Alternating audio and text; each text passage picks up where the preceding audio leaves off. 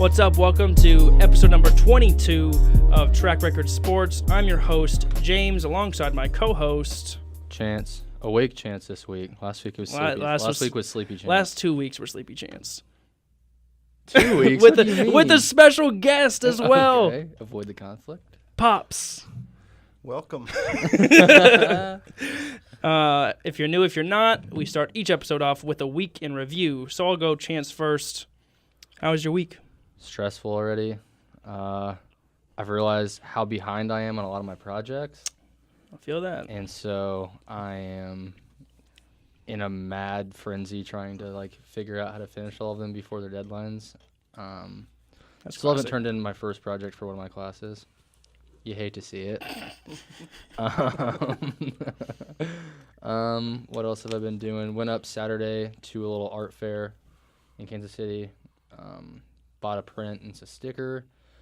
Went to a couple vintage shops with my sister. And then Dad took me out for tacos and margaritas and got me really, really hammered on 2 margaritas. They were so strong. There was no mix in them. I think it was just tequila. Tequila and food coloring. He drank 2 and was cool. He was fine. And I drank 2 and was like... and then went and bought more records because I'm a fiend. Because you have an addiction. Pops, what was your week like? Stressed as always. But it's okay. New things are happening, new places to be. Oh, that is true. That's true. Today's session brought to you by Monster. Would you like a little bit? Not officially sponsored yet, but yeah, Pops has some new things on the horizon. For me, same thing. Didn't realize how close finals week are. We only have 2 weeks of classes left. So kind of stressing about that. But no, next week's the last week of classes. Yeah, and then next week is finals after that. Wow. So that's about it. I'm pretty... That's about it. Thrown off by that one. But besides that, just back on the grind. I picked up MK11 right before this. Oh, yeah, you going to grind tonight? I'm going to grind tonight. Going to grind Wednesday. Going to get ready for Friday. Wednesday? You don't have time Wednesday. Wednesday night? Yeah, I will. After the concert? Yeah, I will. No, you won't. No, I promise won't. You won't. I won't. I'll be so dead. Didn't you just say you had only 2 weeks of school left? Oh, you're getting in trouble, dude. Priorities. Yep. Before we go into NFL, because that's what we got Pops on for some special draft stuff, we're going to hit some NBA news first. NBA. Jason Kidd interviewed by the Lakers. Don't love to see it as a Lakers fan. I feel like most of the time, I don't know why, it feels like these past players don't make incredible coaches. I mean, you look at Steve Kerr, clearly he's a great coach, but he also has Steph Curry, Klay Thompson, Draymond Green. And KD. It kind of makes it easy. Well, starting out, he did all of those pieces, but Jason Kidd has a losing record as a head coach. Don't love to see that. Yeah, I don't know how to feel about that. I think he could be better than Luke Walton, but I don't know how much you're actually improving if you do that. Like, he's still not good. He does have the most creative making a timeout when he doesn't have one, spilling the cup of water. Yeah, let's just say he's on Shaqtin' a Fool kind of bit. He's a Shaqtin' a Fool kind of coach. He's a Shaqtin' a Fool alumni. I said that's so weird. Alumni. And Luke Walton is actually out on the Kings now, but second day he was coach, comes out, someone's suing him for sexual assault. Did you see that today? Yes, I did. What a guy. He's good. He's getting picked up, James. No, I said no. You don't need to freak out about it. I'm not. But what an idiot, you know? How often have we talked about just don't do bad things and you'll be okay? I can't make eye contact with Pops. There you go. He's bugging me because I'm trying to duck below.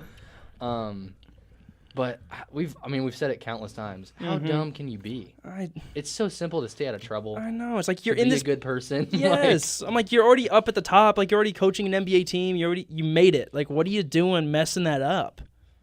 Being Luke a bonehead. Walton. That's what you're doing. You're being a bonehead. Well, I still question why Luke Walton never got a head coaching job. It's factual. He wasn't much of a player to begin with. Nope. His dad's an idiot of an announcer. Even though I come from Rip City days, and thank you, Bill Walton, for that one diamond ring. But yeah, we've talked about Bill Walton a couple times. We're in performance, We talk about like announcers we don't like, and Bill Walton's top of the list for me. Joe Buck's top Joe of the Buck's list for me. still absolute Buck. Yeah, Yep. Joe Buck. But Bill He's Walton's the worst. But at least you can listen to a Joe Buck broadcast. Like, You know who's actually probably my new number one most hated, What? most disliked? what? Jason Witten. Jason dude. Witten. I knew you were gonna say Jason so Witten. bad. I don't know how. I don't know. CTE punched him in the face halfway through some of those game broadcasts, and he No, just, like mid sentence, he just. he stroked out mid sentence. Too many over the middle. Too many. Yeah, Romo left him high and dry a couple times, I'm sure. You want to jump straight into playoffs? We're just gonna go to playoffs because we got playoffs in the NFL.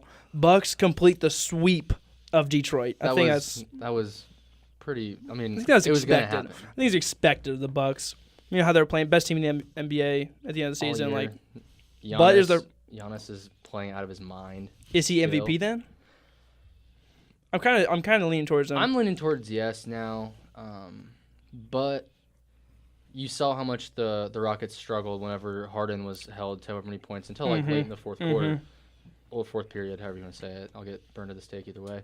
But you saw how much the Rockets struggled offensively without him scoring at that magnitude. So I think the race is still neck and neck. I don't really know if there's a clear guy right now. It's not going to be a unanimous decision, I don't think. I still think it's LeBron. He's Dude, he's going to come on my throat, man. He's been trying so hard. I'm like, I didn't even No, put anything with LeBron on here because I didn't want to get in. No. It's Giannis. He carries his team. He carries the league. Harden continues to score big points. Statistics, him and Westbrook. Statistics, but they don't win when they need to win. So, That's true. And I think Giannis is going to drag his team all the way to the finals against the Portland Trailblazers. Oh wow, That was that's actually kind of a hot one. that was kind of hot, but I'm with it. I'm with the it too. confidence. You know, Chuck called Blazers too. Did he really? Yeah, he has Blazers going to the finals. The way they're playing this series, I don't know who's gonna stop him. Honestly, even though I'm a big Russ fan, Yeah. he's been manhandling Russ at this point. The whole team's been manhandling the Thunder though. It's been pretty embarrassing. I saw a tweet. I don't know if you sent it to me or somebody else did, but it was there's an Onion article that said I sent that to you. Russell Westbrook stays in the gym shoots 100 shots and misses all of them or something Yeah. like that. He's like stays in the gym later to miss an extra 100 shots. I saw more air balls in that last contest than I've seen in the entire second half of the season. Yeah. He just I don't know what it is. He's just struggled in the playoffs lately. Ever since that year when they almost beat the Warriors, it's just been I think I saw that they're 4-14 since then. Really? Yeah. In playoff action? Wow. It does just make you think, like, and that's the thing that with Russ is always brought up is like, is he just a regular season guy? You know, because he puts up the triple double stuff, but he doesn't have playoff wins either. So is it just like fluky? You know, like because he can't carry in the playoffs when we see him against Portland. Yeah, he's playing somebody who matches his intensity. I think is the biggest problem because you see Russ play against most of these point guards. They're all pretty passive guys. They don't have that same intensity, and then you have Dame who plays with a chip on his shoulder the entire time. Yep. It's gonna. I love seeing them butt heads. I love seeing them like go at each other. But I think right now Dame is clearly playing at one of the highest levels in the playoffs at this point. I think he's had the most impressive performance for me so far. I think so too. I think just compared to everyone else, you know, because you go in and you think, okay, KD's gonna have a time, Kawhi's gonna have a time. You're like, you expect Lillard to support the Blazers, but you don't expect him to lead the playoff scoring with 28 points per game. You know, like which especially with how much he struggled in the first round in the past. I never would have seen him coming out of the gate like this and playing like he is. But it shows how much he's matured as a player. He's gotten more comfortable. He's clearly the leader on the team now. He's been that role for a few years, but I think he's finally like stepping into those shoes and like really embracing it. Yeah. As much as I do dog on him just to get under your skin. I know you do. He's an incredible player. Yeah, I mean you legit. can't. He is legit, and that's why I put down Lillard's legit. Like he is the reason. Like at the end of the day, I like how you put in "I'll go off here" because you thought I was just gonna like try to get under your skin more. But I was now like, I'm about to bring it up. Agreeing with you. I don't know what changed. I don't. Seeing Yusuf break his leg, I guess. That was it. That was it. R.I.P. Nurkic, bro. He's not dead. His leg's dead, dude. He's not using it. You come back with that Terminator leg, and you're not gonna be saying nothing. Dude, if he comes back with a bionic leg, that'd be kind of cool. I'm not gonna lie. As long as it's not a blade and he shoots his girlfriend, that's all I ask. Oh man. Oh my gosh. Left field for you folks. Left field. And So the game tonight is in Portland, though. It's in Portland. I think it's gonna be a really competitive game. Oh, I think so too. It's gonna be like the Thunder clearly know if they lose this, they're done. Mm-hmm. I think they're gonna play with this ridiculous intensity, but I think Portland ends up taking it, honestly. I think Portland does too, and I was saying when we were watching the game, I was like, if they lose this game, it's going 7. But if we win this game, I think they come home and just finish it because whenever OKC traveled to Portland and played, like they were shooting like 20%, like they couldn't score, awful. like so I think that been home all court is series, going to be too. really important. Yeah. I was gonna say something. Do you think that Oklahoma City has a chance at all to win the game? I think they for sure have a chance just because they know the eliminations on it, like on their back. So I think it's going to be competitive, but I don't think they're going to be able That's fair. to come out of the home That's crowd. a fair assessment. But will they come back with that same strategy, though, of playing the physical ball just to get under Dame, McCollum, and hope the rest can step up again? I'm sure that's got to be their only hope at this point, right? Yeah. I mean, nothing Yeah, I else think so has too. worked. I think it's more so just because, like that's their only option right now is like, well, as long as we can slow down Dame McCollum, Yeah. And make sure that Cantor beats you and Seth Curry beats you and Chief beats you, because and I think they have to do it there because they know that when they're at home, they already have that kind of edge, just being on your home court. But I think that's kind of their only strategy. Well, I'm still fearful of Old Man Fenton coming back. Oh my gosh, you sent me that peanut, Oh, that dude. yeah. He went off. Old Man Fenton was hitting mid-range jumpers like nothing. Yeah. It's like, who's guarding whose assignment is Felton? Raymond Felton, built like a small bridge troll. But man, I hate his jump shot too. It's so ugly. It's so flat. But it goes in. It goes in. I think the biggest takeaway from this though is how Steven Adams is kind of getting beat the whole series. And again, go back to Cantor. Really go back to Cantor. Yeah. Because Cantor's played some amazing defense on him because usually Steven Adams is one of the best centers in the NBA. League, yeah. But Cantor is just like not allowed him to bully him, Yeah. Because Adams is kind of that key piece to their offense. Like, if he succeeds, everyone else succeeds, for sure. For sure.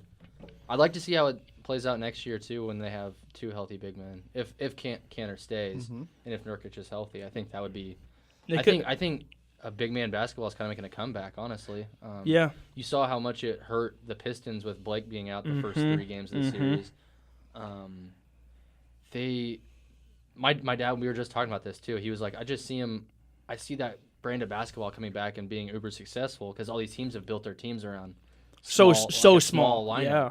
And then I'm excited to see what it's going to look like in Dallas next year with Luka and Porzingis. if Porzingis doesn't get convicted of anything. Right, because he has something on him too. Yep. Yeah. Everybody, you can go down. Everybody does. Yeah. It's a bad time. Yep. So Bucks, this is their first playoff series win since 2001. Since 2001, did the old Ray Allen photos out on ESPN from their last playoff series win. And I think that just goes back to Giannis. Like, he literally is willing that team. I mean, not that they're a bad team, but he is so good that he just makes that road easy for them. I agree. Toronto's up 3-1 over Orlando. Orlando won that first game, right? That was I think that was first totally or second is a fluke. Yeah. I think it's a fluke. They should have swept it, but then again, it was that first round with, Kyle Lowry and his bad first game jitters or whatever. What did he shoot? Over 7 or something? 7. He didn't score a point. Yeah, How do you be That's so funny. How do you be the starting point guard, like key to their offense, and you don't score? Because you're Kyle Lowry in the first round. Yeah. I mean, some people just have bad juju. It's really just. Yeah. I'm hoping he breaks it. I think maybe he was thinking he's still playing LeBron. Chill out, dude.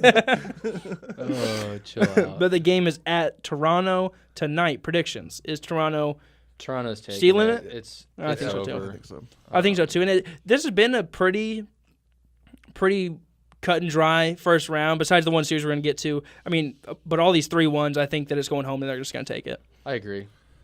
Do you have any? Nope, I agree entirely because the way the teams are setting themselves up for success at the final here is just rolling. It's just you're not going to see surprises like, whoops, we got swept the last 2 and we lost the series. It just isn't rolling that way. And that kind of makes me think of the we were talking to Labs earlier or a couple days ago about should the NBA playoffs be reduced from 8 teams? Because does this, the Orlandos and the Indianas and the Clippers, if it wasn't 8, those guys wouldn't make it in, so you'd have a more concentrated talent? I guess. I think it's fun the way it is, though. As a basketball fan, I don't want to see it reduced. I mean, you like basketball being on until June. It's something you look forward to. March Madness is over. You can just focus on the NBA playoffs, and the NBA playoffs are still exciting. Even if it is sweeps, the games have been pretty close in the sweeps. They haven't been blowouts. It's just one team's clearly better than the other one. So I don't agree with wanting to reduce the amount of teams in it. I think that's kind of bogus. So if you don't reduce, would you want to see no conferences and just go straight 1 through 16? I would love that. That'd be really cool. That would be very cool. Because then you'd have the best. There'd be no excuses for, there's too many teams in the NBA that teams shouldn't be getting in. It'd just be the top 16 teams, and if you don't make it, then too bad. And I think you kind of see us going towards that anyways with the way the All-Star game's set up now. It's just 2 guys picking who they want on their team. True. It's not the East versus West anymore. It's Team LeBron versus Team Giannis. I don't know. I could see them going to it. I would love to see it. It'd be a lot of fun, I think. I still think there's value in what baseball did a couple years ago when they had the All-Star game where the opponent, whoever won, got the advantage in the series, American versus National. So there is some importance to it. It's not just a throwaway game of nobody playing defense and everybody shooting from 47 feet. So. Yeah, I would like to see something like that implemented because it is just, I mean, as fun as it is to see, each team score 150 points, it isn't worth anything, Yeah. But then I think it'd be hard to, how would you actually implement anything for an NBA style, game? Whereas MLB, because World Series you have home field advantage, you know. But for NBA, I don't know how that would work. Yeah, I'm not really sure. I just think home court should, whoever gets more of the home court games should be decided on who has a better record through the regular season. I think that makes the most sense. Better teams should get the home court. I like the format of the All-Star game now, though. It gets guys to intermingle with each other. Yeah. It's guys that kind of want to play with each other, I guess. I mean. Yeah, no, for sure. There was a trade in the All-Star game this year. That's hilarious. That's fun. It kind of caused for some pre-All-Star break drama because they were going to have Russ and Joel Embiid play together. Yeah, right, after they had their little altercation. It is fun. So, I don't know. I would like to see him go to just a 16 seed. But most of the best gets in. Yeah, that's why I'd like it too, though, is because then it makes teams that maybe don't play each other all year, now all of a sudden it's playoff time and you got to match up with them. So I think that's where I think it'd be the most fun is just seeing these teams that don't, play each other. I agree. Philadelphia's up 3-1 on Brooklyn. I think Brooklyn stole that game, and it was a great win for them, but I think Philadelphia was the favorite anyways coming out of here. But I think this shows more towards Brooklyn's rebuild is kind of boosted on schedule. Yeah, really impressive. Yes, they're ahead of where we thought they would be at this point. We thought they'd finish the season, not make the playoffs, be higher up and closer to the lottery. Well, now they're not. Now they're in the middle, but they also have gelling of their talent. Yeah, they have a lot of young talent. I mean, I think what really boosted him is adding D'Angelo Russell to the roster. He's the vocal leader of the team. He's the leading scorer. But then, dude with the big fro and the headband. What's his name? I think it's Allen. Allen. He's really impressed me too. I think he's somebody to build on as well. They're just a gritty basketball team. I think they play with a lot of intensity. They remind me of the Clippers. That kind of blue collar, they're just gonna go work. Make you really mad to play them. And that's what happened with Philadelphia. This whole series has been one of the more chippy series of the whole. Jared Dudley's gonna get beat up in Philly. They're all saying he's gonna get beat up tonight in Philly. Not even by the players. All the fans are gonna get on. Yeah, he's gonna get beat up because it's Philly. They don't Their care. fans are insane. They don't care. No, not at all. I think Philadelphia takes this one. The game's at Philadelphia. I agree. I think they bring it home and take it home. Even they've. though I wouldn't be mad if Brooklyn won. Oh, I think it'd be Just awesome. to see some more Philly. Philly and Brooklyn. I think it's that's a really fun series to watch. Yeah, for sure. And it is just that proximity. You know each other. You know. You're really close together. Uh-huh. There's no running away. I love the way that Philly plays though, and the way they you can tell they all get along. Jimmy Butler and Joel Embiid in that last press conference were making jokes about Dudley and then about not wanting to blow a 3-1 lead like the Warriors. That's hilarious. But that's the thing about the NBA though. I mean, it could because you've seen guys say stuff before. Yeah. You know. I don't know. I think it's fun though, but I think Philadelphia's talking about the big man stuff. Philadelphia, I think, is a team that kind of brought that back. I mean, I think of Philadelphia just with Joel Embiid's style and how big he is. Yeah, and he plays like an aggressive big man. Whereas, you could say Detroit, but Andre Drummond is a rebounder. He's not really. He stepped up this year though, and he scored a lot of points. Him and Blake split the scoring title on that team. But I still think I think Embiid is more of a complete. 100%. Big man like that, and that's why I think is that style has brought back. Embiid's in the best Philly. big man in basketball. I mean, there's undeniably he's the best there is right now. So to try to compare him to Blake or to Drummond, they play different games, but it's clear that Embiid's superior in skill. Right. But I think I look at the Pistons kind of bringing that style back because they did go out rather than getting an all-star guard, they got Blake Griffin, who now is kind of adapting his game to play kind of like a guard. He's like a swingman. He's kind of scary when you see him play because he can dribble the ball now. He can shoot has a a mid-range jump and a three. He used to be a liability at jump shot, you didn't Ben want him to Simmons shoot. bad. Yeah. Ben Simmons bad, But he's actually developed his game to help his style, whereas before he was just a dunker. We've talked about it before too, where he's reduced his dunks by almost half. Yep. He's stopped doing that. He's it's not longevity. Do you think Ben Simmons' jump shot will ever be fixed? A legitimate question. Legitimately, I feel like it's almost like a Markelle Fultz thing. I almost feel like it's mental as much as it is that he can't shoot. Because I think he could get a coach over the summer and find a jump shot. But I think it's also like a mental block of I don't have a jump shot. Everyone says I don't have a jump shot. Yeah, I think he handles it better than Markelle Fultz did, though. Oh, Markelle yeah. went to that weird free throw thing that messed him all up. Oh, yeah. Simmons seems to just scoff it off and then go and play. He plays his game, and not everyone in the league should be a jump shooter. Yeah, but if you're Ben Simmons, I think you have to have a jump shot. He's 6'9" or 6'10". Why? You have to, I think I brought it up last time. If not, I'm about to bring it up right now. Because with him not jump shooting, it messes up the whole rotation of the offense. We did talk about that. Because without a jump shot, and you see people do it all the time. I think LeBron started it. Where okay, I'm guarding Ben Simmons. I can start in the paint because you're not going to be able. You can't shoot. Yeah. So he drives, but that forces Joel Embiid to rotate up, and now Joel Embiid is taking threes when he should be posted on whoever. So I think he has to have a jump shot to make that offense run smoother. I mean, they make it work because they both are stars. Yeah. But if he could have a jump shot, it'd be. Yeah, they'd be like an unfair team. Yeah. They'd be really good. Yeah. That makes sense. I forgot we even talked about that, honestly. Yeah, I couldn't remember if we brought it up or not, but. Boston sweeps Indiana. Shout out Kyrie Irving for being the best offensive playmaker. I called him that on accident one podcast, but now it's almost holding true. Kind of since we said it, it's kind of solidified. He's been playing some explosive basketball. He's clearly the best player on his team, the best scorer on his team. Without him, definitely not as high of a seed as they are. Let alone if they're in it. I was saying without them, they're very similar to Indiana. They're not, that impressive without Kyrie. So when he leaves next year, it's really going to hurt him. That's what you're saying. Yeah. It all goes back to your top 16. They wouldn't have made it this year. If you went into a seeding like that, Indiana wouldn't have been there. Without Kyrie Irving, they wouldn't be there. Right. Definitely. But yeah, Kyrie's explosive. Oladipo is definitely the difference. I said, how different? Because I think Boston still probably would have won, but would it be extremely different with Oladipo if he was playing? I think so. I think it would have been Indiana would have won one or two games at least. I think, maybe if not taking the series. I think they would have competed a little bit better, but still, I think You still think Boston just takes it? Just Boston still takes it, but I think we would have seen better basketball. Yeah, Oh, definitely. I agree with that. Because I think Oladipo is just so important to that team that without them they get swept. I think they at least take. I think if Oladipo's there, it goes 7. That's how good I think Oladipo is for that team. That I think it would go 7. Okay. I was gonna say 5, but yeah. I'll split the middle, go 6.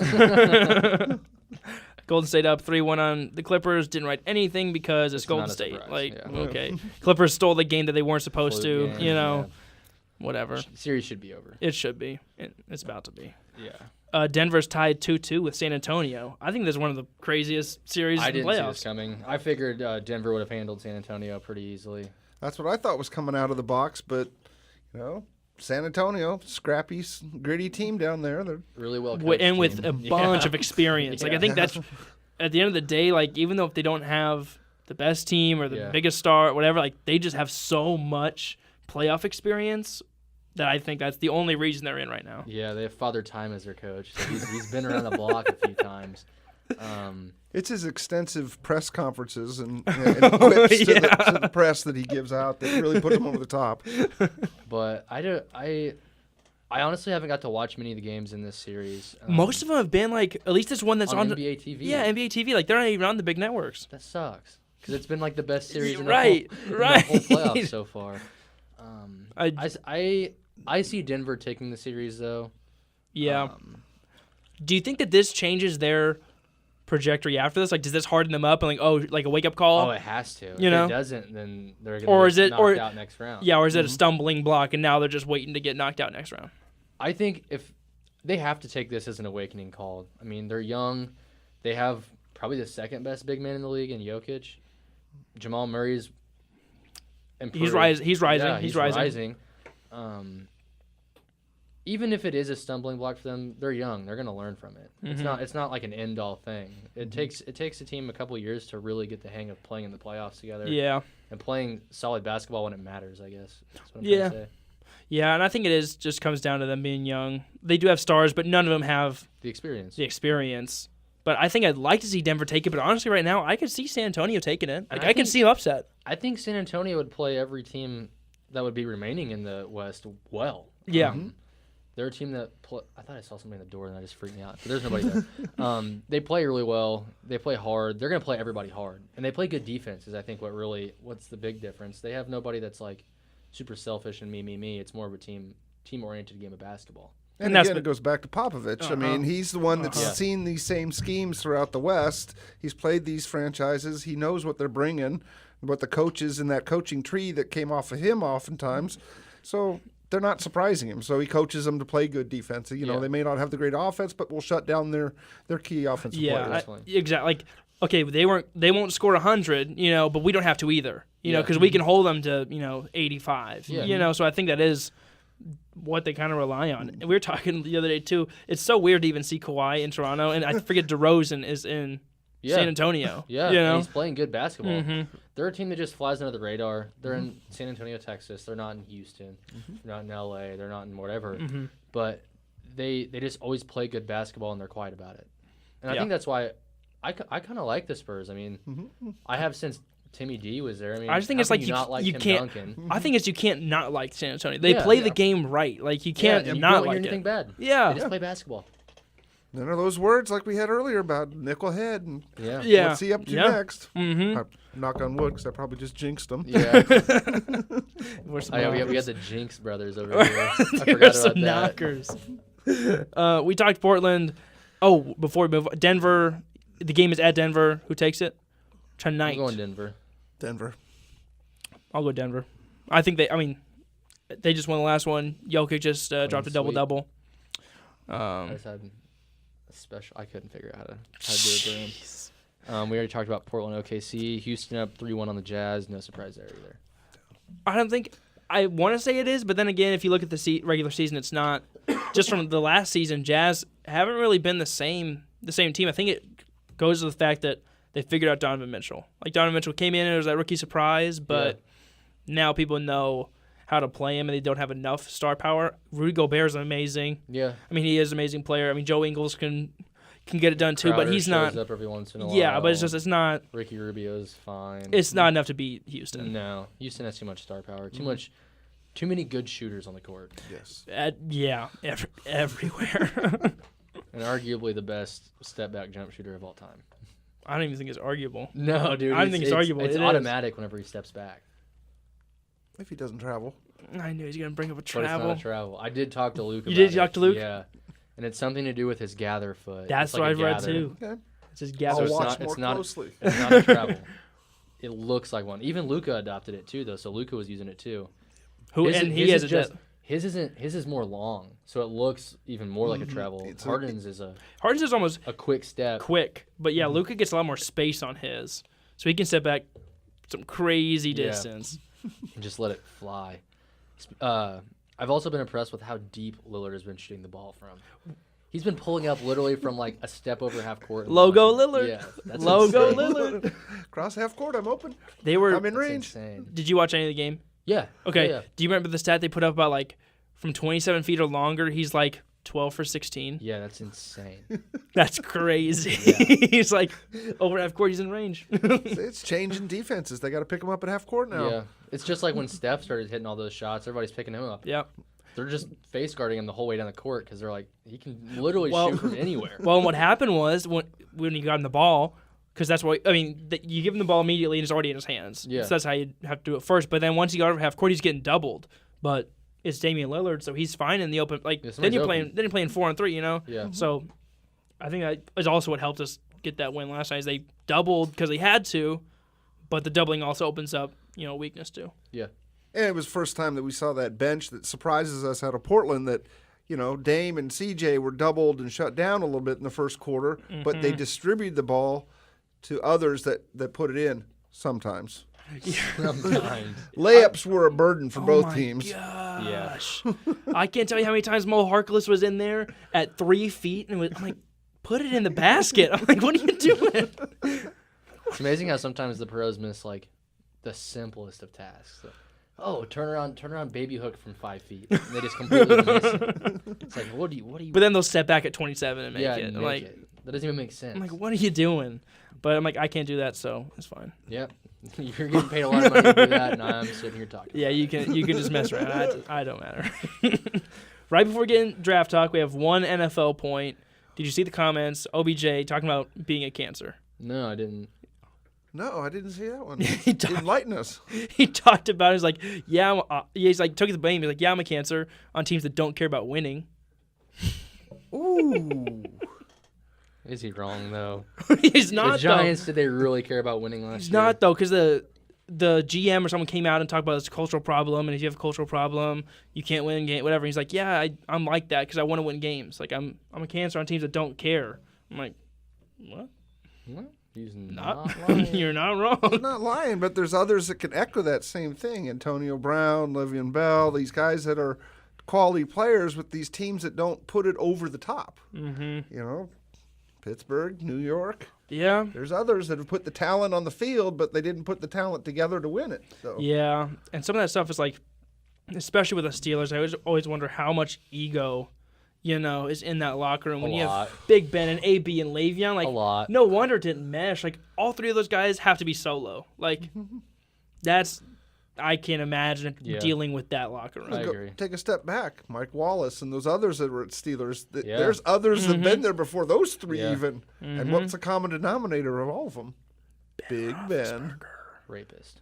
Again. Telepathic. Jeez. I hate Big Ben, dude. Yeah, we're not I Big can't Ben. stand We're not him Big Ben so lovers. much. Oh, Even though he's gonna be in the Hall of Fame, but I'll fight him, dude. I'm You're not gonna scared fight of him. All you gotta do is take out one knee. that is Or true. flick him on the forehead. That's what I'm saying. Just Take out his knee, Tanya. Yep. Tanya Hart. Oh, Lord. You ready to get this started? I'm ready to get started. Dad has worked on these notes for months. I'm ready to see the list. The list. Today's NFL special brought to you by Hershey's gosh. Chocolate. This is great. He's pulling out all the sponsors we didn't know we had. Heck yeah. Every year we come into this glorious time of the season, the NFL season, where baseball's just getting started. NBA's, trudging through the first round. We haven't had college basketball for a little bit. March Madness is over. Now it's time to think about the strategy of it all. It's football. Okay? I love this part of the season. I love watching them game by game, season by season, but I love the strategy because what you do right now in the postseason and in the pre-draft roundup, it can dictate your franchise for years. Yeah. We ourselves, the Chiefs, are what we decided to do and trade up to the 10th, pick number 10 for Mahomes. Did I see that coming? I don't think. No. Any of us saw I it don't think. coming, Yeah, I don't think anyone did. It's almost like that Porzingis Knicks thing, where no, It ended up being insane. why are you getting Mahomes with these other guys in the draft? It's like, oh, But what comes up every year between James and I with the NFL draft is I always study the guys coming out. Then the lists come out, the mocks come out, and people have opinions upon every player, and every player only works in your particular system. But I find guys that could possibly work for the Chiefs and or are hidden gems that should be playing at the next level. They have enough, body of work in the college level, or they just have those skill sets that sometimes show on film but don't show up at the combine or the personal workouts and pro days. So I've always created this list, and I've always told you, he was on my list. And he's like, no way. And I'm like, yes way, this guy. Kendricks and some of these linebackers that come out and we're like, oh, the linebacker, great. Yeah, next thing you know, he's Luke Kuechly and he's got 147 tackles a year. And, did we see that coming? Not really. He did okay in Boston College, but did he, was he everything he is now? So I always put together a list of guys. I always categorize them in rounds 1 and 2 kind of guys, rounds 2 and 3 kind of guys. And then I even highlight the ones that I like in these sections where we should pick one of my guys off the list. And that also goes back to when we talk football, we talk Chiefs in this house. Yeah. Oh, yeah. So, Same with mine. Oh, yeah. My dad could give a dang about anybody else. Yeah, who cares what Which everyone else I'm is the drafted? same is there way. 31 other teams? I care about the top 10 picks are always exciting because you don't know who's going to get picked. Right. First pick is always just it's a waiting game. Who are they going to take? Who's going to get taken? Even now in years where you're where you thought it was secure, Kyler Murray's definitely going number 1. Now it comes I don't even know who's going number 1. I have right now the CBS mock draft in the NFL on. I have Mel Kiper's board up, and both of them right now still have Kyler Murray number 1 to the Cardinals. And really, the only thing to that is, of course, they're keeping it, close to the heart sleeve there. But are they going to trade Rosen? Or can you put enough weapons around Rosen to make him successful at the next level? To go to the next level. I think he's got the talent to be a starting quarterback there. Kyler Murray, is he phenom? I don't know. That's the question that I had. I feel like with Kyler Murray, you're either going to get somebody who's outstanding, or you're going to have a Johnny Manziel situation, where he did all these amazing things in college, but then his game just doesn't translate over. You saw that a little bit with Mariota his first couple of years in the league, where he struggled to adapt to an NFL offense, to throw the ball well, and now he's finally getting his footing. Yeah, I was going to say, not even until the past 2 years has he actually kind of figured out how he can play in the NFL. How it translates. But with his instance, he's been so injury prone that it's hard to do anything. And that's where my biggest concern lays with Kyler Murray is I just feel like you're either going to get extremely good football or you're going to get really bad football. I don't think when you pick number 1, and the Chiefs themselves have been struggled with this for the last 6 years. Right. When you pick number 1, that guy has to be a game changer. Yeah. He has to step in and change games. He can't be from Central Michigan and blocking a bunch of girls' schools. He has to be a solid guy. That's what I'm saying. I agree. He can't come in and need any work. He has to come in and be a day 1 starter. A day 1, I'm now helping the offense. I'm doing everything productive and what I should be. And that's what we struggled with when we got Eric Stinkin' Fisher. But then you look at the next year, you'd think drafting a quarterback at number 10 overall, he'd be a first-year guy. So, I mean, clearly it's panned out. Yeah, right. But had it not, how infuriated would you be that we traded up for a 10th pick for it not to pan out? Well, Rosen himself was a number 10 pick. Yeah. But the difference being is we had Andy Reid, the quarterback whisperer, as they call him. We put weapons around him. Yeah. That's what Rosen didn't have. Rosen true. didn't have line. He didn't have still doesn't. consistent running game. Wide receivers. And, He has Larry Johnson. He has Larry Fitzgerald, Larry the most Fitzgerald. consistent receiver probably ever, but he's only going to be there for one more, two more years? Yeah, how much does you really have left in the tank? Like, Yeah. dude is just about to turn to dust, father time. So and Rosen is gonna, I think, kind of progress much like Mariota. Mariota didn't get all the help he needed around him. Only Yep. now are they putting the parts around him to make him successful. Yeah. Do you think Rosen's out? No, I think they keep Rosen. You think they keep? I think so they you think keep the Raiders Rosen. move up to that I one think spot? the Raiders move up. That's actually my thoughts. There's the Raiders move up. They go down a couple. They fill what they need to. Rosen's already their man. They just have to fill up the rest of the tank. How much do you think the Cardinals ask for that first pick, though? Well, it's number 1 overall. Coveted. Yeah, first pick. that's valuable. That fourth round. That because Raiders have the 4th pick. Do you think they ask for that 4th pick and then like a 2nd round pick or another 1st round? Because the Raiders have what? Three firsts. 3 firsts. Yeah. Yeah. I would say at least 2 of those firsts go for that number 1. That's a lot. You're banking on a lot. That's what I'm saying to make sure that happens. Yeah. But that's Johnny Gruden. He Dumpster is, fire of an organization. Did you see that quote he said to the GM?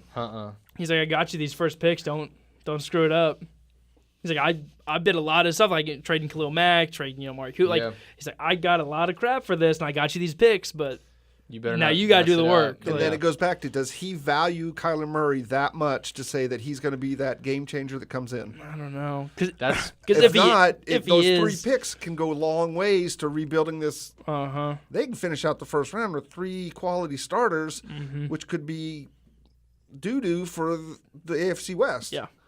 I'm not too worried about it. Like, we still got Mahomes.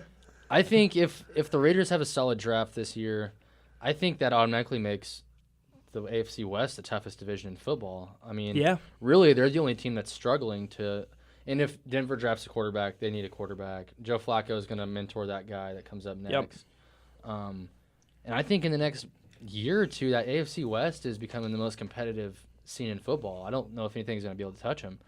I think it has kind of been up there, though. Oh, definitely. I mean, I don't know if it's been that top spot, but Denver was awful last year. and Oakland the past was couple, but it's awful been, last year. but we've always been kind of up there on the most competitive, Yeah. even within each other, Yeah. especially because the Chiefs and San Diego have been right up at that top spot for a while. And then depending on the year, Denver and the Raiders could also be. I see Denver and San Diego trading spots in the next years to come. Mm-hmm. San Diego is going to fall off. As soon as Phillip Rivers. Rivers goes, do they have what's in the cabinet to replace him yet? Not necessarily. Right. And then Denver will grab a quarterback. Hopefully Elway could develop him, and, they're crossing ways. Not hopefully. We don't want him to develop anybody. But Elway has been as good as Elway was back in his day. He's got some bad quarterbacks. really He has. does not have a quarterback eye. He got Like, Manning. Then after that, it was okay, but you got to be blind to not get Manning. Yeah. Like, you have an option to get Manning. Okay, that's the smart move. But like Osweiler, like he got what? You Nothing. talking about Eli? Yeah, I did. It said even Eli. Don't talk no blasphemy on Peyton's name. He's Shout that out best Cooper. Manning. He's sitting on the couch. Shout at out home. insurance agent Cooper Manning. That's so awful. Both draft boards here have Nick Bosa going 2nd to San Francisco, which makes sense. They have a quarterback. They need to build up the defense. They Their do. offense is not bad. They have a pretty good running game. and they pretty struggled good- so much because of the injuries to Garoppolo and Jerick McKinnon. Yep. Like preseason, their first game, McKinnon went out with his knee, and he was supposed to be their premier running back. So I think their offense is going to come back when those 2 guys come back. And then their defense is automatically going to be better. But then again, they're competing in the NFC West, where they have to have good defense to compete against the likes of, the Rams and their offensive powerhouse. So, yes, they needed D Ford and they need Bosa, and so there they go. Picks 3 and 4 are flipped on each of these lists. ESPN has the Jets taking Josh Allen, outside linebacker from Kentucky. They have at 4 Raiders taking Quinnen Williams. That's if they don't trade up for that number 1 spot. And then CBS has that reversed. So the Jets taking Quinnen Williams and the Raiders taking Josh Allen. Yeah, I see him flip-flopping all over on the mocks, and that's about right because that's about how far the top 5 is going to fall. Yeah. Because besides who goes first, it all depends on if anybody makes that move for that number 1 pick. When we've talked too, if Kyler Murray doesn't go number 1, how far does he drop? Because we're like, if he doesn't get taken on that number 1, like who else needs him or wants to take a chance on him? You know. I saw ESPN. I can't remember exactly which analyst list it was, but they were grading the quarterbacks, and they had Murray, Haskins, and Locke all graded the same. So I think that shakes it up if they don't take him first at that point, because you got to think most of these teams are thinking he's gone. We got to think about the next guys. So if he's available, then what does it throw up in the front office? What decision do you make then? Because if you take Kyler Murray and then Haskins ends up being the star, what does your fan base think? What happens there if Haskins gets taken and Kyler Murray falls and you end up taking Locke, but then Murray ends up being amazing? Like it's just a toss up. I don't know if there's really the draft is such a wild card. You don't really know, but there's so much writing on it that it's like the most intense situation of the whole year, really, for the NFL. I lost. Words are hard, man. Words are hard. Don't worry. Yeah. Well, this is a year for the teams like the Redskins and the Giants. You know, they're picking in that 10-12 range. Well, they're hoping something like this shakes out. Yeah. That one of them falls. Unfortunately, this draft is not the draft for quarterback. Yeah. Next year will be when those 2 guys come out. Oregon's Herbert and I can't remember the other guy, but there's two that are better than the 4 that are coming out this year. Yeah. Next year. So just be patient if you're. It's always just a toss up. It's so frustrating because you know that they're scouting guys. Watch these college games over and over and over again. See who they're probably thinking, man, we need a quarterback now, but next year we have somebody coming up that could be even better. And that's where it gets shaken up here on the mock draft. CBS has Tampa Bay taking Devin White, linebacker out of LSU, as does Mel Kiper. They need defensive help. I think that's going to end up happening. But at 6, they have Mel Kiper has the Giants taking Dwayne Haskins, but CBS over here has them taking Ed Oliver, defensive tackle out of Houston. So I think that's where it's going to be really intense because it's, do we take Haskins now or do we wait that extra year to see if one of these other guys will pan out?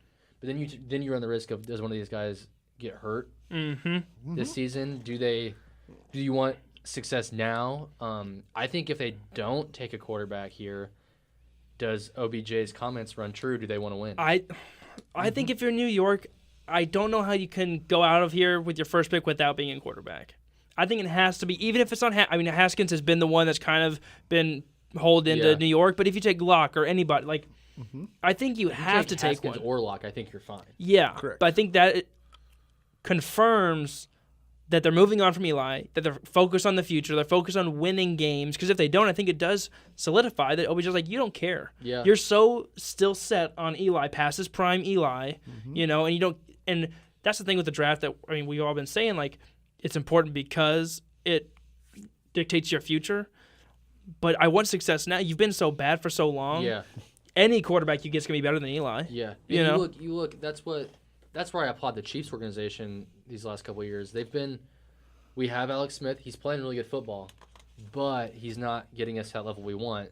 So you draft that new quarterback at 10th overall. He plays the best year of his career. I mean, he had a career year. Best year of his life. Played for his life. His career is literally probably done. I mean, that horrific injury. You hate to see it, but you really do. He played that last year. Played amazing football. Yeah, got us into the playoffs. We did lose because we're Kansas City. And that's what because we're Kansas City. We can't win. We can't win playoff games at home. Then he went on. We got more value out of him than we would have the prior year, and we brought in a guy with just absurd ability, and it's panned out. Right. And I think that's what New York should look at doing. Have Haskins sit behind Eli for a year. Eli's played for years. Even if he's not playing at a high level, he still knows the game. And I think that's what I've seen about Haskins is that he's clearly physically gifted, but mentally he's not to that point yet to where he would be a starter right away. And that's where everybody's been saying Drew Lock strives is he's he's got the arm, but he's also really, really football smart, and he knows the game. Mm-hmm. So I'm interested to see what they end up doing there. I don't have a clue what they're going to do. Well, that puts the more of the focus on that's the type of player they need. The Haskins that needs the development of the year. Locke could go into a place that has more talent around him, and he could succeed. So that's another organization that would rather look for more like the Redskins. I could see Locke going to. Okay. Because they have talent around him. They have an owner that'll go out and buy people, and so he may be more successful at Redskins than New York. Speaking of that, CBS has the Redskins at pick 15 taking Haskins. And that's the first quarterback that goes. They have Haskins at 15. So I don't know. Well, besides Murray at 1. Besides Murray at 1, but the other quarterbacks. I still think New York is going to take a quarterback. I think they take Haskins, and I think that if Locke could go, I mean, Redskins would be a nice fit because they do have kind of a big old question mark now.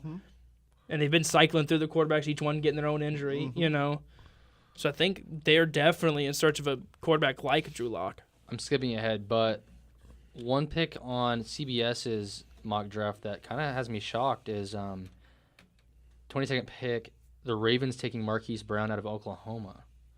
That would, I think that would automatically make their offense better. It gives you more throwing options than I couldn't name one Ravens receiver, honestly. Did they have Mike Wallace? Was Mike Wallace? It's like Willie Snead. They had Willie Snead. I'm like, but who's Willie Snead? Exactly. Who do you have that's even an option? Like, you have Lamar Jackson that you're trying to make this explosive offense around, but you don't have anyone to explode around him. And the kid there out of Oklahoma, he's flying up the boards right now with his speed, with his hands, with his workouts, and he's in that niche right now of these teams that need just that. Sorry to say, but we're setting a standard out there with you got a great really quarterback, you put weapons around him, good things happen. I'm not seeing. Well, especially in this offensive-centered game now, we're showing that if you want to put up points to win games, you can't just have a guy like Lamar Jackson who can run and throw. Like, he has to have someone to throw to. He has to have options around, like you were saying. I want to focus on AFC rival the Broncos real fast. They have 2 first-round picks. CBS has them taking Devin Bush, linebacker out of Michigan, with their 10th pick. And then the last pick of the round, they have them taking Drew Lock out of Missouri. I think if they end up with Drew Lock, I'm kind of scared as a Chiefs fan. Because I think Drew Lock's going to pan over really well into the NFL. And once they get a couple more receivers around him, they're going to be super dangerous. They have a great running back. I think Philip Lindsay, I think he's going to pan out to be a fantastic running back. He showed us last year just how ran all over us. Ran all over us. Hopefully that changes this year. Is it running all over us or running all over a defense that was number 32nd, 31st in run defense? Right. I think he looked good against mostly everybody they played, true. though. He was the highlight of their whole offense. Yeah, Case Keenum he wasn't was. throwing anything. No, and the thing with them is if they get Lock, I agree with you being scared because they have Phil Lindsay. They have Drew Lock. They have 2 of the best linebackers in the league in Bradley Chubb and Von Miller. Like, both those guys are still hounded on the defense as well. So I think if they can up that offense even just a little bit with Locke to support Lindsay, I think it does get a little scary. I'm over here getting mad. You can't look at ESPN's draft board without paying past for 10 ESPN without Plus. paying for it. Yeah, thanks ESPN Plus. That's ridiculous. Yeah. Worldwide we leader don't in stand sports, ESPN Plus. Give us free sports. What are you doing? Yeah, that just kind of frustrated me. But now we'll get into the Chiefs, where we're all passionate about. This is what we've been building up towards. It was going to go really smooth until today shook everything up. And I as soon as that happened, you told me about. I was like, "Hey, you heard about this Clark trade?" He's like, "No." Yeah, out of nowhere. That's out of left field. I was like, "Oh no, this is a lot of assets we're giving up for this guy." And the boards are crazy about the reaction to this. Fans, they don't know how to take it. They're mad. They're angry. They're still bringing up D Ford and Houston and all this stuff. But bottom line, at 29, would we have got a quality player like Frank Clark there? Yeah, that's the thing. We may have got Montez Sweet or somebody fell, but we're still looking at, do they develop and go to the next level? Because NFL is not NCAA. NCAA is some good big programs, Clemson, Alabama, and stuff like that. But when you go to the NFL, when you play at that level, every one of those is like a superstar on those teams. So you took the best out of Alabama, best out of Clemson, and you put them all on the Chiefs. Yeah. And so if you were only mediocre or not that stellar in college, big boys will eat you up at the next level. Yeah. I, at first, was really shocked, and I was really kind of mad about what we did. I was shocked because the money tag. That's what makes you shocked. Then I saw somebody tweet about exactly what you just said. This guy's tried and true. He's good.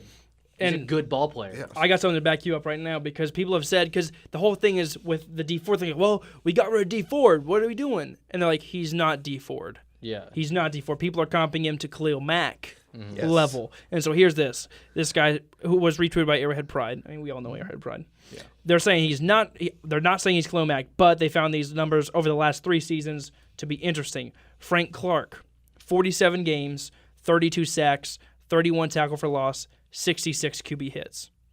Khalil Mack, 46 games, 34 sacks, 39 tackle for loss, 66 QB hits. It's big numbers. That's some big numbers. That's production. Tried and true. It's not just this last season where he was playing off the walls. Like, he's been at this level. So I think it is a great move for a defense. And that's what me and Pops have been saying this whole time, this whole offseason, and all the pickups that Chiefs have been doing is they're committing to getting a better defense. We know our offense is great, but we know the defense lost its playoff game. Mm-hmm. So we're like, you know what? We're going to go in and we're going to make defensive moves. And From the structure, from a 3-4 to a 4-3 now, Spags, and some people question, why did you get Frank Clark when we picked up Ogaba and Okafor and we had TK and we had all these defensive ends. But if we go back in history and look at Spags' defensive teams that were stellar, he had a buttload. Oops, can I say that? You can say buttload. You can say buttload. You can't say the 5. I don't know what the. But anyway, he always had multitude of defensive linemen and kept them fresh, kept them constantly, coming down you. Now we put a guy that's going to make Chris Jones better. Just make Naughty be a fat man and take up 2 in the middle. Chris Jones will get his. Frank Clark will get his. And we can get plenty on the other side between whoever lines up over there. And that's what I think with that system is that you can have your stars with Chris Jones and Clark now. You can have your 2 stars, but then it makes that whole stable of guys that you're never going to worry about injuries. You're never going to worry about if someone doesn't have a nice matchup against someone else. You have so many people to choose from that you're always fresh and coming in. And Clark is young. He's only 25. So we aren't getting that 32-year-old guy and giving him $100 million, and then we're strapped by that contract. I don't think this is a similar contract to Houston's where it's not going to what's the word for it? Wrap us up in the future, because we are looking at next year. We're going to lose Sammy Watkins. Sammy Watkins, $22 million on the salary cap. That's just huge. Way too much. Way too much. I mean, he performs, and he is a number 1, but $22 million is a lot in the cap world. Yeah, and there's always there's a few explosive receivers in every draft. I'm not super worried about losing Sammy. It's going to suck because he is a big part of the offense, but I think there's many people that can fill that role. I mean, look at Demarcus Robinson could potentially build up and fill that role, and he's a guy I'd like to see get involved in the offense more. But I just think right now we're in a really good spot right now. I was pretty upset about the cap space thing. Yeah. Right off the bat, but then after looking into it, I was like, we're getting somebody who's going to play well. He's going to complement the rest of the guys. And it's like Spagnuolo knows what he's doing. He's done this before. He's no Bob Sutton. You know? He's like, thank you. Yeah, thank you. I trust him. I mean, I trust his process. It seems like when you trust the coach and what they want to do, things tend to pan out. Look at Andy Reid. He comes in, changes things up, goes to that 10th overall pick, and we're like, oh God, what's going to happen? We picked a quarterback. Okay, let's see what happens. And it panned out. See what happens when you trust. Trust you guys. Yep. I don't think we would have went out and gotten him if we don't think he's going to perform well.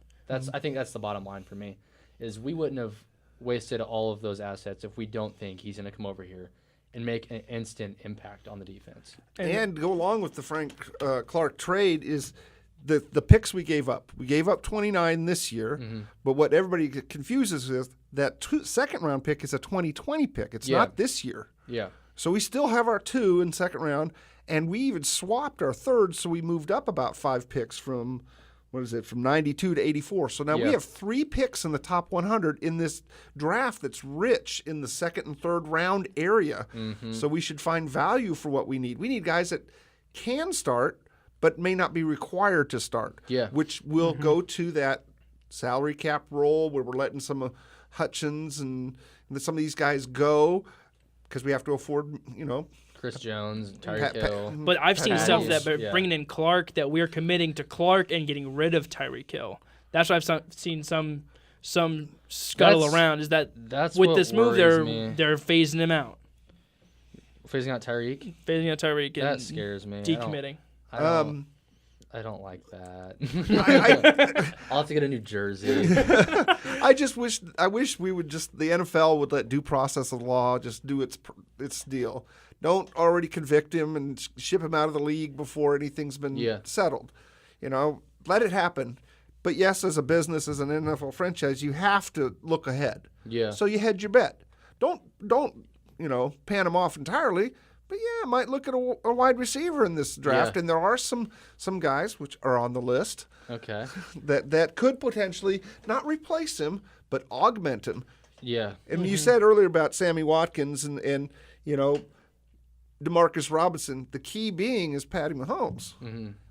Hate to say this, but in comparison to that other guy in the red, white, and blue on the East Coast, Yeah. that guy. Yeah. Don't want to say his name. That's fine with me. I But, haven't viewed it on Twitter. But I'm fine. that guy always has, pickups from last year, guys recuperating their career.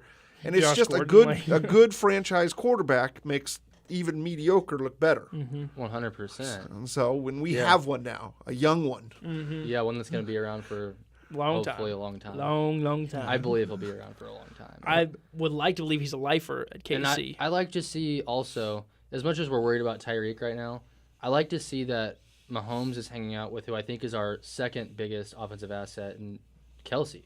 Oh yeah, Him and Kelsey have a fantastic relationship. They have. I mean, starting I guess since March Madness when he was taking them to the Texas Tech games, and you see Kelsey out there sponsored by Slugging Coors, beers, sponsored by man. Coors, man. I think that is the most important thing for me right now.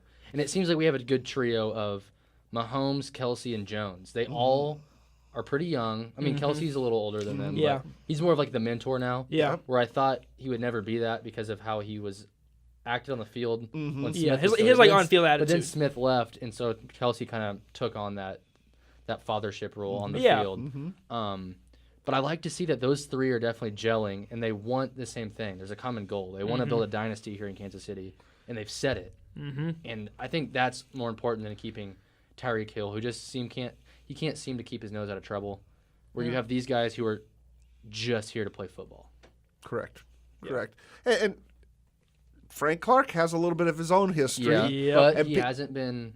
I saw Correct. since 2015, he's been clean record. Nothing's been convicted. He's been a-okay since then. And none of them are angels. Yeah, I mean, 100%. That's the KC MO now. We don't draft you. You got a clean record. We don't pick you up. Yeah, but the only one we picked without that was Patty Mahomes. But what makes him different from any other player out there is he grew up in professional sports. Yep. Yeah. So Yeah, true. he was around In case you Derek didn't know. Jeter and stuff like that. So being up at this stage isn't big for him. He's playing the game that he loves and has fun doing it still, and I hope he does it for the next 15 to 20 years. yeah, But at the same time, playing at this level and getting a big salary and being around big names and the lights, that isn't the big thing for him. And he, at the end of the day, I don't think he goes home or goes out to the clubs and celebrates yeah. because he knows that's not what you got to do. You gotta Yeah. go Well, I home mean, and you see that with his family and how they are all interact, and you see his relationship with his brothers, and you see the relationship with his girlfriend, like It solid, seems like to keep him in check. I think that's the biggest thing. Is he has that girlfriend that. I mean, they're both like workout freaks. I mean, at that tournament he flexed, and I thought his arms were gonna rip out of his shirt. I know. I thought you take some steps at linebacker now. Yeah, Like, dude. he I was was like, getting- jeez. But I think it just helps that he has a good core of people around him that are keeping him out of trouble. Yep. And like you said, growing up in that environment, he knows what it's like. He knows how to handle himself. And he was almost kind of mentored to that with his dad. Yeah. His dad was at that level, and he says, when you go to that level, this is what you got to do, surround yourself with good people. I heard he's big in his muscles because he needs to stretch another 10 yards on his throw. Yeah, he's got to beat Josh Allen, dude. He's gotta have a bigger arm than him. Moving on to the draft. I'm on Arrowhead Pride right now. Some of their fan posts, they've updated our picks because it shook everything up. So this is the picks we now currently have.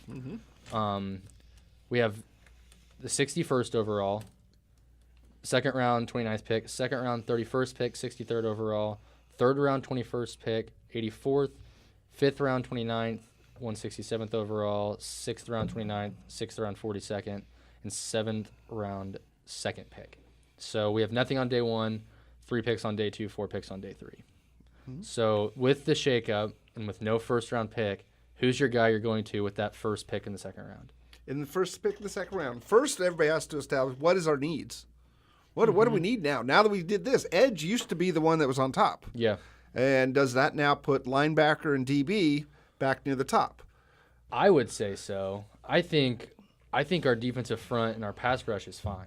Yep. I think we need a run stopper up the middle and another lockdown guy. I think West over on that side is gonna. I think he's gonna pan out. I think he'll be fine. So? Okay. Yep. Yeah. And our defensive backfield there, we've got Fuller, we got Breland, we got West, and you got the Honey Badger. Honey So Badger. I'm so happy about that. I'm gonna buy that jersey. But I agree. But what I will say is those other ones we say, West and some of the Amari Watts. Amari Watts. Well, Amari Watts was playing fine before he got hurt. injured. Yeah. I'm excited to see him back on the field. Armani Watts. Armani. I hope Armani Watts comes back and plays well. I like him. Me He too. has fire under him. And what we're missing right now is that center fielder. And I mean, we were out of place by putting Sorensen back there to play free safety. I mean, Yeah. Love seeing him get beat by LA. but so potentially that's where I look at that free safety spot. Linebacker is tough because where we're at, the premier ones, Are gone. Are gone. Devin White. I mean, he'd look great right there, but Devin White's not going to be anywhere near us, and we're not going to trade the farm to get up and get him. So now we got to look at what kind of talent's going to be with us there at the end of the second round. So I say one of them I see falling to us as our first pick in the second round, Paris Campbell. Okay. From Ohio State. About 6'2", 195, runs a 4.5, 4.4. Big hands, catches. He's fast. He's in and out of his routes. He is essentially a replacement for Sammy Watkins. Not Tyreek Hill, but Sammy Watkins. And what I look at is Sammy Watkins eventually, but this year he's a replacement for Conley, who we lost to Atlanta. So, yes, we lost Conley, but we bring in this Paris Campbell kid. He's as big or bigger than Conley. He's faster than Conley, and we need speed if you're a wide receiver and if you're catching from Patty Mahomes, because That's true. give him another 10 yards and he'll give it to you. Yeah, that's really funny you actually say that. Here on this post here, it says don't be surprised if we do end up taking wide receiver in day 2 with that first pick. Now that you've brought it to my attention that we are going to be losing Watkins here soon. Especially with that $22 million contract on him. You can replace him for cheaper, too. I think it makes sense, honestly. I wouldn't be upset with that. Yeah. I would not be upset with us. If we had done that at 29, that would have made me scratch my head. But it would have had to have been somebody so stellar, and I don't see any, DJ Metcalf and the kid from Oklahoma or the other kid from Ole Miss. I don't see them. I don't see them as that great at 29. I see him as value down there where we pick in the second round, but they're not going to fall that far. Yeah. So, as such, you go, what's the next level? And Paris Campbell is that guy that I see it falling at that level. So, I mean, yes, I'd love Greedy Williams. I had him as my first round kind of Dave's List guy, but not at 29 because we don't have 29 anymore. Yeah. So we have to go a different direction. And there's other guys down there that either have come in on visits, that have talent, that have the speed that we need, that have the hips that move. So now we look at the 2 in the second round and the 1 in the third. Well, I think for the draft, too, for me, and I've talked to Pops about this a little bit, too, I think with all these moves we've done since the end of the season, bolstering our defense so much, I think it opens up the draft to go offensive. Because I think we've made so many defensive moves that we've improved the spots we're weak on. We've brought in talent on the line. We've changed our whole scheme. We've brought in Honey Badger. We brought in Breland. I think we've done it enough. I mean, you can still do more. We still need a Mike linebacker. You can still do running more. Running a 4-3, we need a guy in the center who's not afraid of stopping a run. Which was my number one need for draft.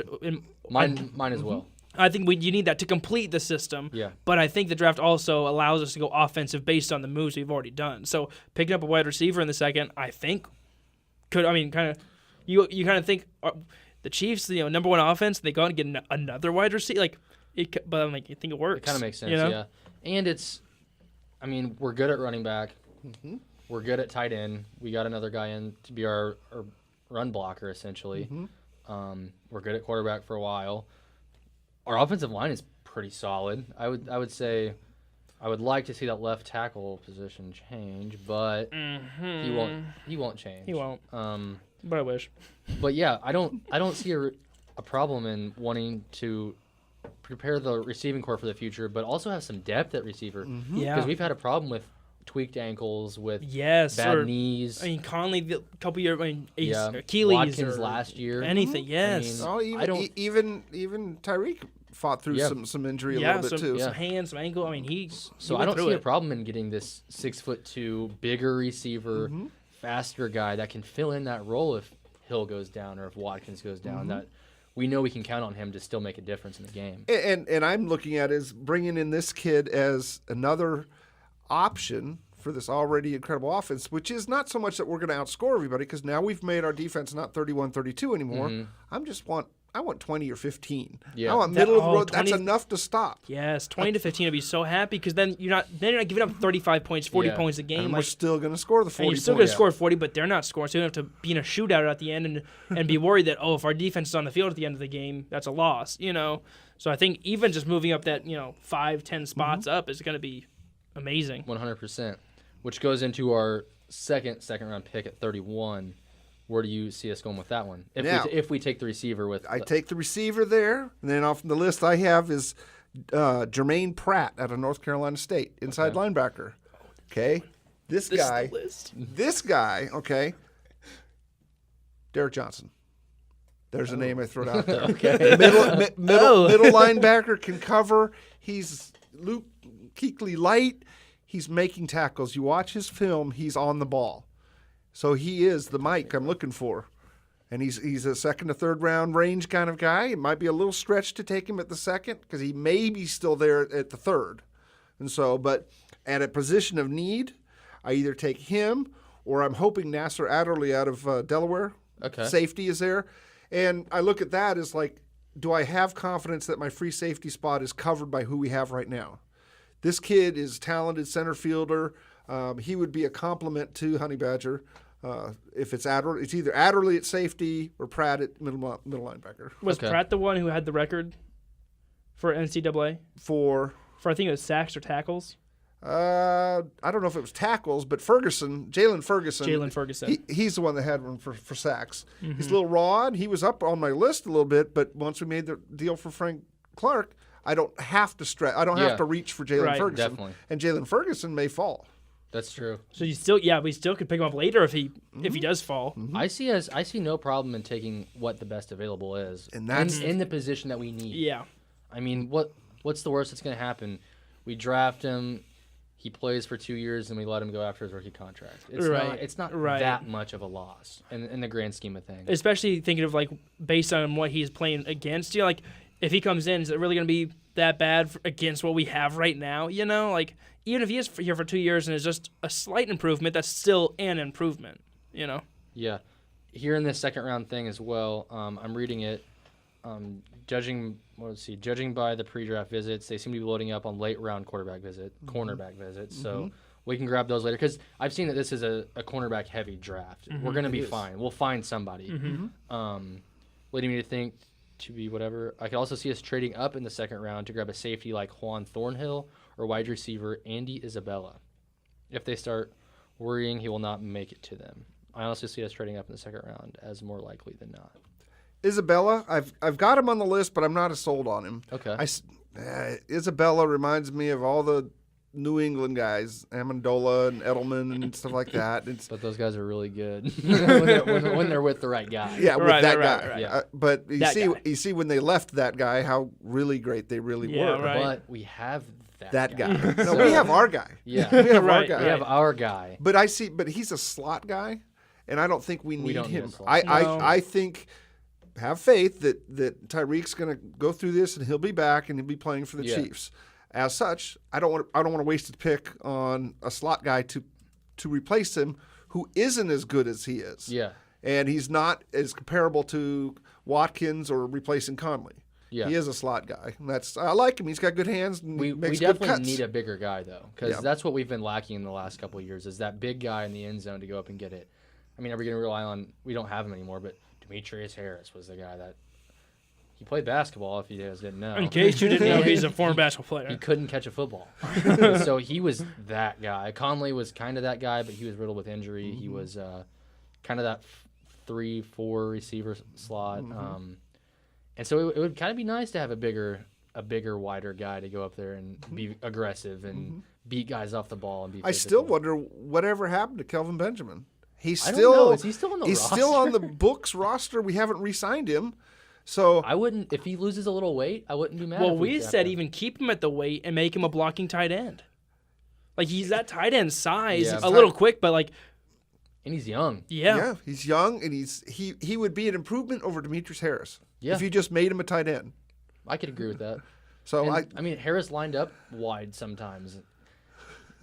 I wouldn't be mad at that. I'd be pretty okay with that.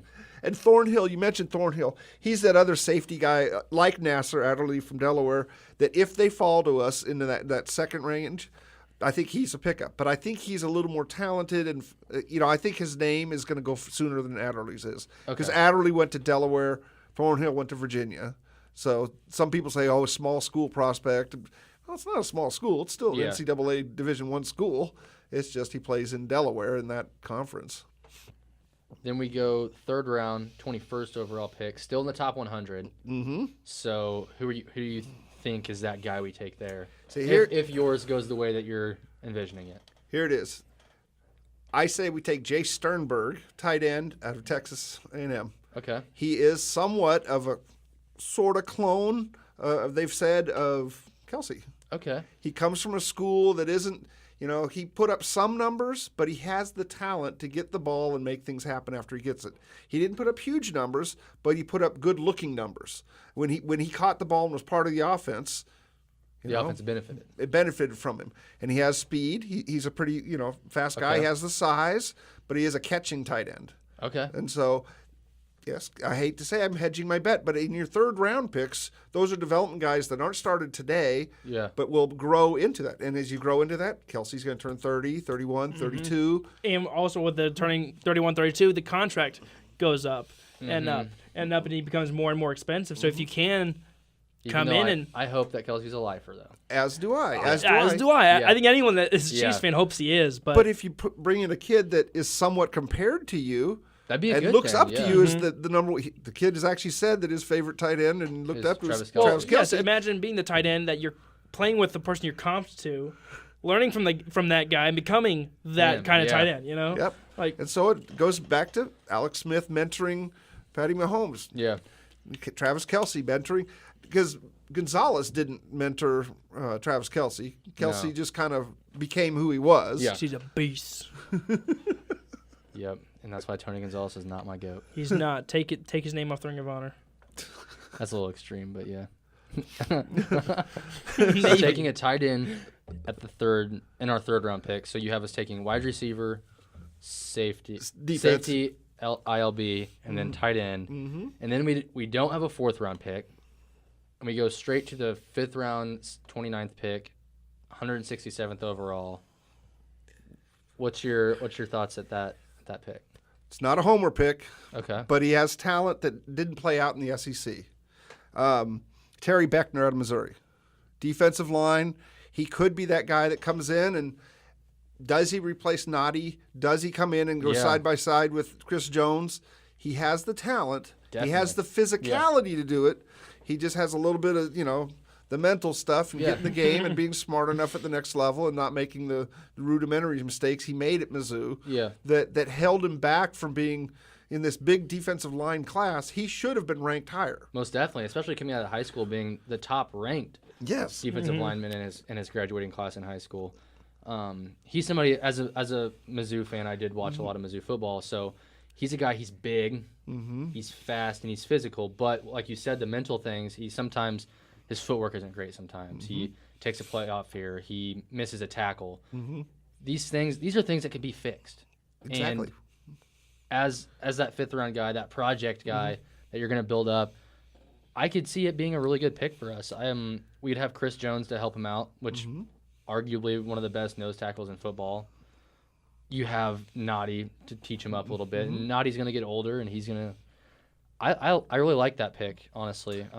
I wouldn't be mad at that. An interior lineman, not a bad pick. Right, not a bad pick ever. Not a bad pick to ever stock up on and keeping your reserves because I mean, like we saw, even with our offensive line, guys go down. You need to fill the spots. So, especially down in the trenches, those are so physical. Yeah, like you got to have people to just back it up all the time. And how nice would it be for Chris Jones? Say he needs a breather.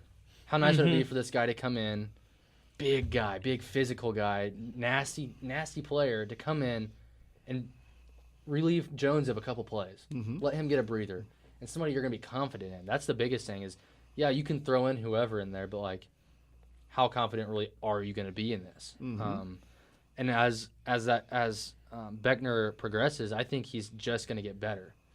He's not like a Clowney who peaked his senior year or his last year in college in his first couple of years in the league. Yeah. He's kind of tailed off. Definitely. I think Beckner kind of went down a little bit in his last year at Mizzou, but I think he has really high ceiling. His best football's ahead of him. I think so as well. And I good think coaching, good training. And we just brought in a new D-line coach, didn't we? From New England?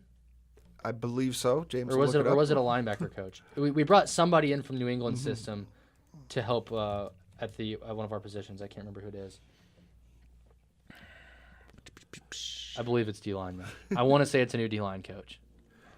But that could be the difference. Good coaching.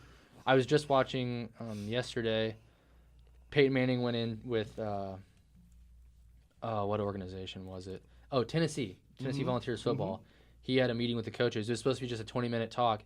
Turned into a 3-hour seminar on why good coaching is so important and how much better it makes you. He was showing drills that he did in high school, in college, at Indy, at Denver. He goes, I did these drills thousands and thousands and thousands of times. Every day at practice I did this drill just for it to pay off one time in a game. And he showed a clip of him hurdling a defender that came through and dove at his legs. He jumped over him. It was like, if I hadn't done that drill, would I have done that? I don't know. But preparing myself like that will happen helped me with that. And I think that's where people overlook coaching. They just think these players are great by themselves when you can get a project guy like Kelsey was a project guy. Cincinnati. Coming out of Cincy. You're not expecting anything of him. And he comes out, he loses some weight, gets a little more muscular, gets more physical, and pans out to be a top 3 tight end in the NFL, arguably the number 1 guy. Yeah.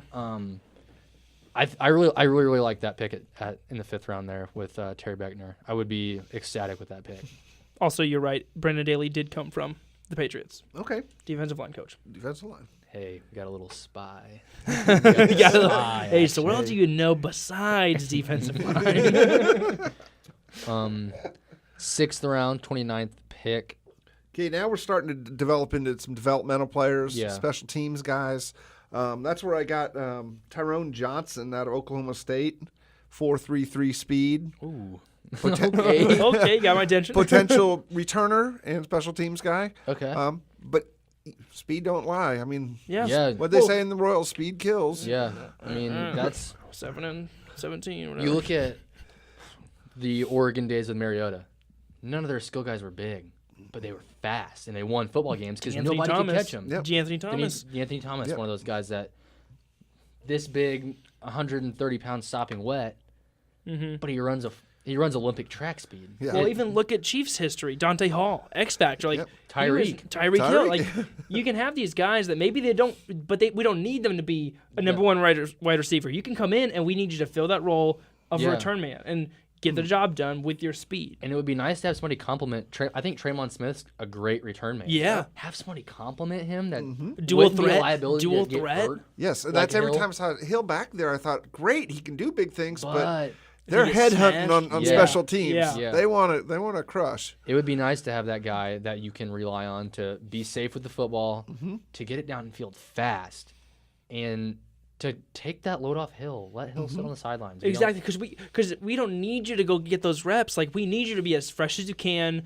least amount of risk of injury because you are our premier wide receiver. So why are we putting you in those situations, to even get hurt or get tweaked or get whatever, Yep. So I like that pick as well, and it's never a bad idea to get special teams help. Yeah, because special teams that forgotten phase, of the game. At what point do we draft a new punter?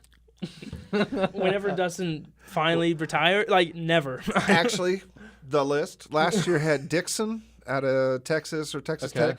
I had him higher. I had him going in about the 4th or 5th round, and I thought we should have took him because it was just that. Like some of these other picks I put forth. 2 years down the road, Dustin, moves on, and we stop paying him the highest paid punter in the league. Deserves it. Even though he is our only, for a long time, our only all-star. He was our MVP for a while, honestly. Hall of Famer, first punter in the Ring of Honor.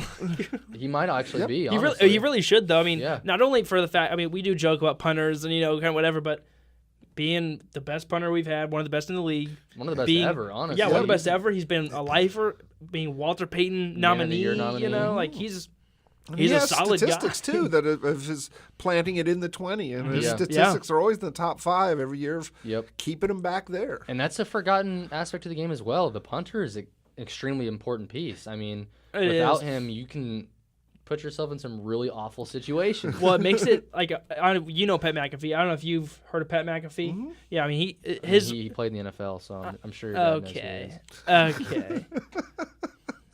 Anyways, you go ahead, can't James. get enough, dude. Go ahead, James.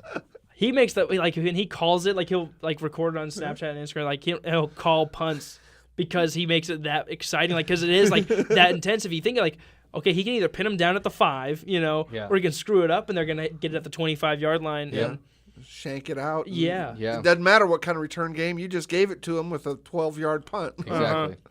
Exactly. So taking a special teams role player at that first 6th round spot, second 6th round pick at pick 42.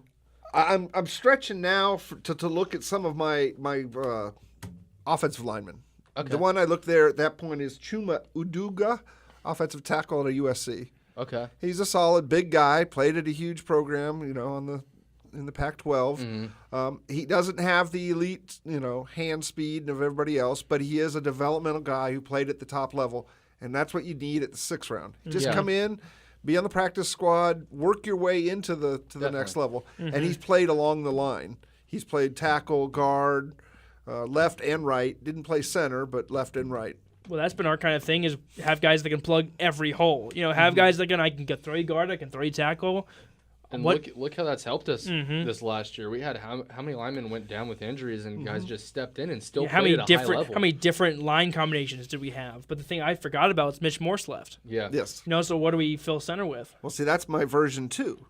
Okay. Because I have a version 2 that we don't go Paris Campbell at the first one. We go with Elgin Jenkins out of Texas Tech or Texas. Texas A&M. Either way, one of those He's Texas schools. But he is of all. They say that guy from South Carolina, Bradbury's the number one. No, I don't think so. And even that Elton guy, Elgin Jenkins is the right center. He's a mauler and he can pass protect, and he's ready. He's the most NFL ready right now, and that's what we need. If we lost Morris, I would say that first of the second 2, and we could almost edge it and say not. But then again, I don't want to lose offense, defense on those first 2. If I do go offense on the first of the 2, it's either the defense on the second one. And then it just depends how the board pans out. Campbell, maybe. But if you don't find Campbell, I have a replacement for him later down the... No, well, see, if I didn't take Campbell at one of my 2 second-round picks, there's other kids like Hakeem Butler out of Iowa State if he lasts. And then there's also some Anton Wesley out of Texas Tech. Some of these names out of Texas Tech, Patty Mahomes has played with them. Yeah, that's true. They've caught his ball before. Yeah, you kind of forget about that, but Patty Mahomes is only a year 2 removed from Texas Tech, so you kind of do have the same familiarity between the players. And so that's just kind of it's edgy on what happens as the board plays out. Yeah. Do we take the risk of taking a wide receiver and replacing Watkins, or we take a center that replaces Morse? That's, again, it's the offense that we're supplementing early on. And I think at this point we have a pretty good history with free agency at this point. So if we don't draft that guy, can we get him in free agency later? Can we pick up somebody who didn't make another team who we think could fit our system well? Mm-hmm. So I look at that and I'm like, if we don't get him now, we'll get him at some point. Mm-hmm. I'm not. I honestly forgot that Morris was Yeah, no longer on the roster. yeah. I was just talking about offensive line. Sparked was like, oh wait, he's in Buffalo now. Like we lost our center, but and he had been who dealing filled with his- stuff. Who filled his role last year? Was it not? No, not 'Cause Allen. Right, Reeder did for a little bit, Yeah. and then Wiley didn't. 'Cause No, Wiley I was- always Wiley. think it's Wiley. but yeah, it's not I always Wiley. want to say, but I think Wiley it was just came Wiley in filled in fix. for Tardif. But I liked yeah. Wiley play. I I like like how Wiley, Wiley too. played. He reminded me of Colts Quinton Nelson. He kind of reminded me of that same kind of like crazy man, style. Yeah. Could one of the other linemen, or a guard in theory, could they just adapt their game to play the center position? They can. The centers, the guards and the interior line usually are interchangeable. Yeah. The only thing that changes is if you are specifically center, talented. Sometimes you're smaller, and then Yeah. that doesn't allow you to go the other direction. Yeah. But if you're a guard that has played center, you can move inside Yeah. even one more. But again, it has to be a guy who's got the mental capacity of the game, because Yeah. running that line and running all the calls and the protections, that's huge. I mean, Yeah. you could even say, I know you're not too big into baseball, but you could say like the center is like the catcher. They say the catcher runs the game, so you could say that center is so key to the entire offense and how it runs. I think Wiley, he is a smaller guy. He was always smaller on the line. Yeah. Maybe he could bump over. Fill that role And and fill that we role have of a center. I mean, whoever fill in yeah. at that guard spot. Because I didn't see a lot of movement in free agency on the offensive line, I think the Chiefs are happy with what they have right now. Yeah. Yes, you always got to fill the cupboard. Every draft, it's like any successful team, always somewhere between the third and the sixth round throws another guy into the mix, because Yeah. you got to keep developing these bodies, because one, they break down, two, they move on or get too expensive, and three, Injury. injury. Yeah. Because you never want to be stuck in a spot where like, oh, I wish, we need linemen now. Oh, I wish we had a lineman now. Like, and that's what we did. Tardif went down. We had other people go down. We're like, okay, we got him. We can plug him in. We can move around, shuffle around. I agree. 7th pick. I feel like that one's pretty hard to determine what's going to happen, just because we don't know how everything's going to pan out.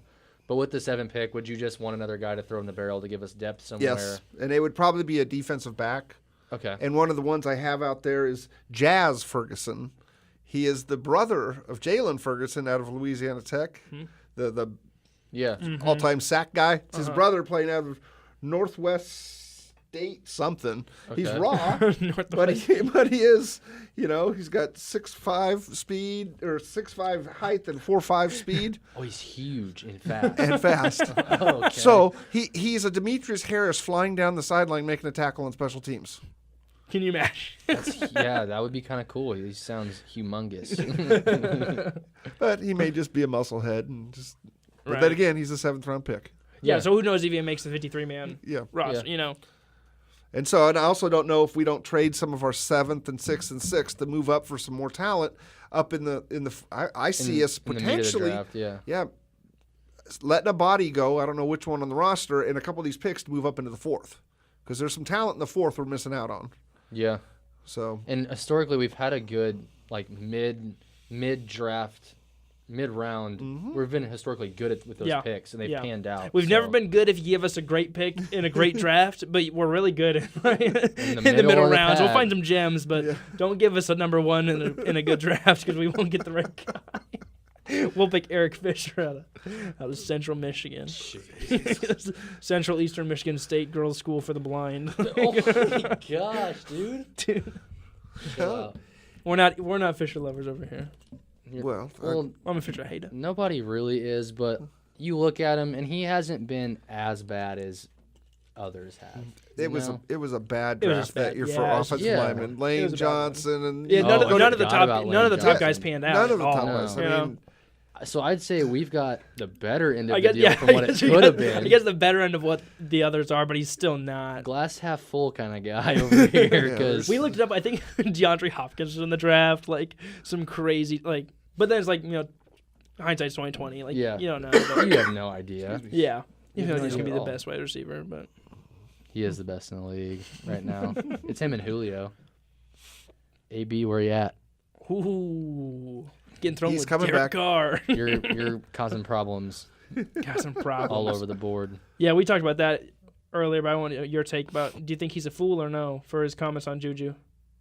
Oh, I think he's a fool. Play your game. I like the players like, we talked about him earlier, Larry Fitzgerald. He plays his game, and his game speaks enough for himself. Mm-hmm. Jerry Rice played his game, and it spoke enough for him, Well, I think of, too, Calvin Johnson. Megatron always, he could burn you anytime he wanted to. Best wide receiver possibly ever, and he And just. he'd pull your helmet off and beat you up in the middle of the field. Yeah. Who did he fight? I can't remember the dude's name. I'll Did look do it up. that, yes. That was great. He'd back it up. He'd talk smack to you to your face and back it up. But he wasn't causing problems in the locker room. He wasn't making social media wasn't as big as like whenever he was still in the league. But you never heard anything come out of him. You never heard anything come out of these guys that in the past have been phenomenal. I mean, just recently has social media kind of become a problem. But I'm glad to see like guys on our roster handling it well and managing their social media in a responsible way. To we're not looking at it going, come on, dude. Like, Yeah. I mean, Chris Jones tweets out Bible verses every day. Like He does. Yeah, He he's really like, does. he's like, but that's the thing I think too. Going back to way back with Mahomes and Kelsey and Jones, like the thing that's so cool is they all seem like they like each other and they're all friends. Like you see them interacting on Twitter and being at games with Yeah. each other and like Well, hanging out. Like everybody we've picked up this offseason, Mahomes has sent him a tweet. yeah, Mahomes has already reached out. Like as soon as he picked up Clark, he's just like, Welcome to the family. yeah, welcome. Yep. Let's go win. Yep. Well, and, and same with like Honey Badger Matthew. As soon as he came in, he's like, okay, and he had a lot of people throwing him tweets because he's a guy he's had it rough. He's fought through things.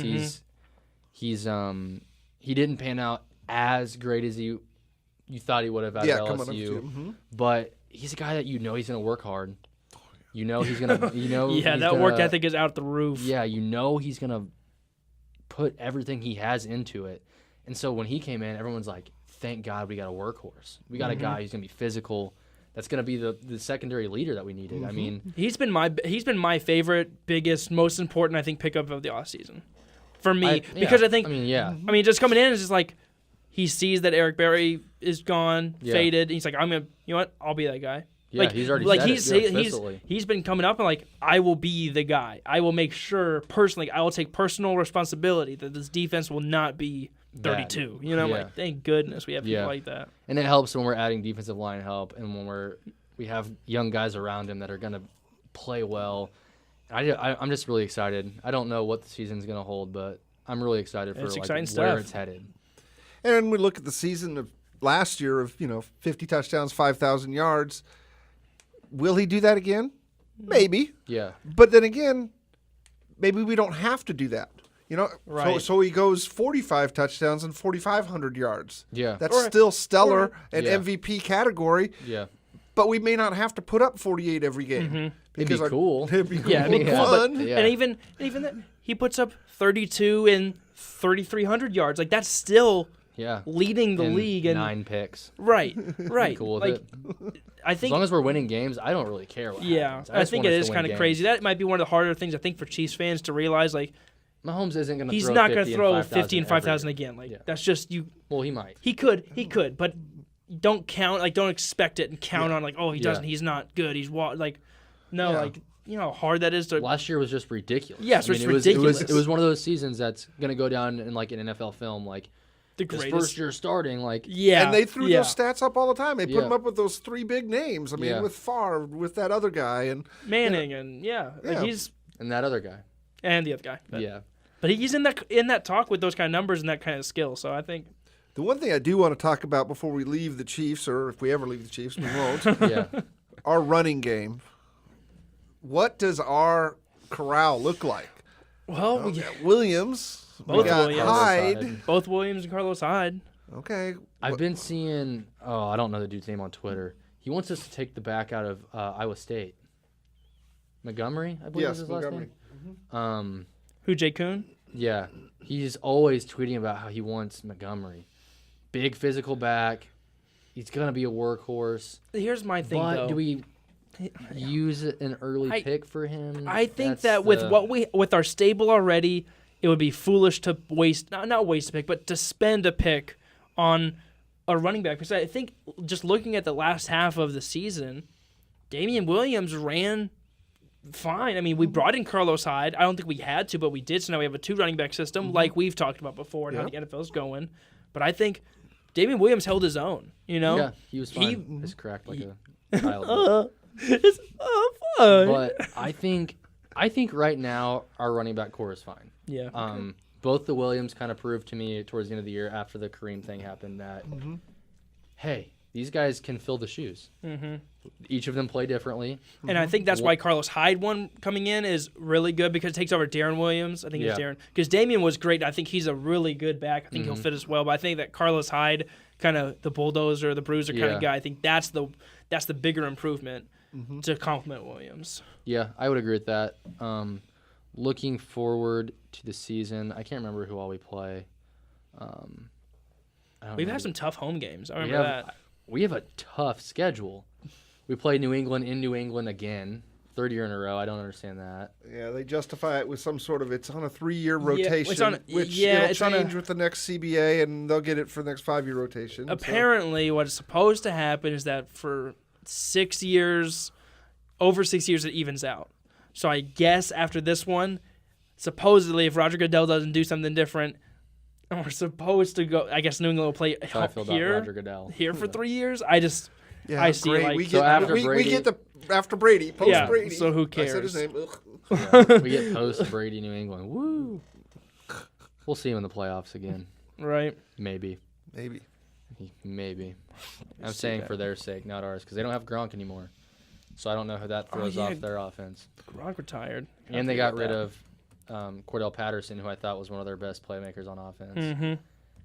They have Sony Michel, who's good, but I don't know what the receiving core looks like because Edelman? Is that it? Is that all the guys? Edelman? Yeah, because Gordon's gone. That's all they need is Edelman. I guess. Yeah, that guy looks like walking CTE. He is. He's CTE with legs. Been knocked out right back in the game. How long till he just walks out the field? I'm fine. Did you want to look at the schedule? I got the schedule up. Yeah, I do want to look at the schedule real fast. Okay, so we start our first 2 games are on the road, Jacksonville and then Oakland, because Oakland is playing at Oakland for one more season. I think the that's option. Two wins. And then our first home game against Baltimore. It's a tough one. I think it's tough. Yep. Then we go on the road again to Detroit.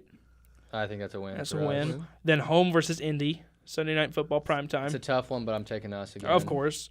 Especially with an improved defense. Yeah.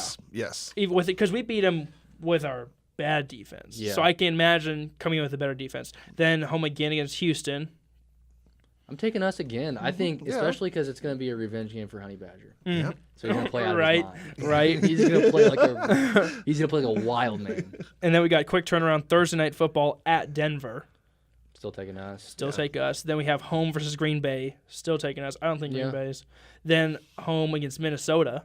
That'll be a tough one. That'll be nice. It'll be a brawl. I still feel like we have the upper hand in that game. It'll be a brawl, but I think it's going to be that might be one of our first tests for our cornerbacks and our secondary because you're going to guard Thielen and Diggs. Yeah. So I think that Indy game's a big test for the secondary as well, though. Yeah. I mean, you got the elite quarterbacks up there that can diagnose and dissect and defense. Ebron and T.Y. Hilton and that guy that stepped up towards the end of the year. I can't remember his name, though. But he stepped up and was a big problem as well. Mm-hmm. Then we go on the road for 2 of them at Tennessee. I think that's a dark win. horse game. You love Tennessee Titans. I don't know why, dude. They just always win when they shouldn't. And then we go to Mexico City, maybe, to play the Chargers. Unless Beyonce has a concert the night before. Yeah, that's gonna be a brawl. Yeah. I don't want to say anything about who's gonna win that one. Yeah. Then we have our bye week. Then we come home for a home game against Oakland right after the bye. That's a win. I'll take it. Especially coming out of a bye too. Yeah. Coming out of a bye at against home. Oakland. That's the game we should go to. That's on 12/1. That'd be right around my birthday. I'm down. Okay. I'm not driving though. Then we go. Me either. Not it. He's I have to because it's the first, not the third. Here, I'll be doing this. I'll be going, hey, James. Pretty good. I'll be drinking my water. Then we go on the You road can have to a soda New pop. England. I can have a sodie. On the road to New England. Yep. I want that one so bad. So bad. It's a 3:25 p.m. Week 14. I mean, that's want big going that into one. playoff time. Like I want that's that one. a big game. That's the one I probably want the most on the whole. I think so on the whole too. schedule. I think so too. Just to prove that that's like and the Indy game are like the two that I want the most. yeah.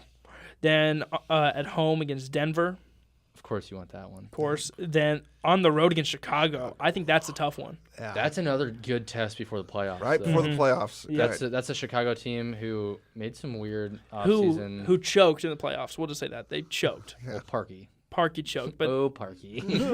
poor guy. Hate to see that. You really do. He works at Piggly Wiggly now. Yeah, that's another tough one. I want to see us take it. It's a good test for our offense.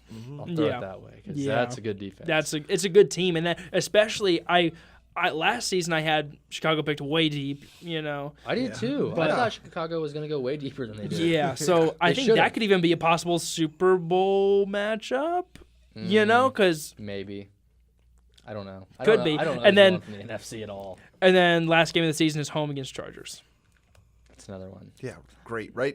Way to end the season. Division, Yep. That's fun though. Those last 5 weeks of football are fun weeks. Oakland, New New England. England, Chicago. Yeah. Yeah, but what does that Chargers, last game Denver. with San Diego mean? Depending on the rankings and the record at that point, and being the last game of the season, Mm-hmm. do we have it sealed up at that point? Are they still scrapping for a spot? Who's not playing and starting? Are Yeah. we resting starters at that game? Uh-huh. Biggest thing with that one is it's at Arrowhead Yep. because they used their home game for that Mexico City game. Yeah. Yeah. Oh, that sucks. Like, sad for you guys. We'll end ours on home game. I was mad that it was down there until I saw that it took away one of their home games and not ours. Yeah. But I'm excited for the season. Mm-hmm. I'm sad. I'll be stuck behind the desk whenever the draft is happening. Or it starts at 8:30, right? Prime time, isn't it? I think 7 or 8. So yeah, I'm gonna be behind the desk from 7 to 9 7 to 9. Wow. or 6 to 9. You can stream it. Yeah, if I can't find a stream, I'll just find somebody on Twitch or Reddit that's streaming it. I'll just FaceTime you. Setting it up in front of the TV. That'd be hilarious. But I'll keep up to date with it. Yeah. It'll be coming out right when this. I'm gonna release this tomorrow. Oh. Got to a day early for the Nice. draft, dude. Nice. Nice. You gotta get that research. Nice. You gotta watch it'll be out tomorrow. So we could shoot to get video. But tomorrow's gonna be busy. Yeah. So I don't know about tomorrow. Okay. Audio will be up. Audio will be tomorrow. up and video will probably be up on Friday like normal. Yeah. But audio will be up a day early. Yeah. Let me just add that our sponsors want it up a day early. So Okay. you guys do the work. Audio will be up. A day Audio early. will be I don't have to edit a whole lot like Yeah. James does with the video. But thank you for coming on and Yeah, joining us. this was a success. I was nervous fun. going in. I was like, I don't know what Pops is gonna say. He came through with it. He came through and he got the list. He brought the. You finally got to see the list. Is the I biggest know. thing. Because you don't even know how many times we're watching. Like, he's on my list. Like, well, you don't have a list. He's like, I do. He got it. Proved to you that he He got definitely it. has a list.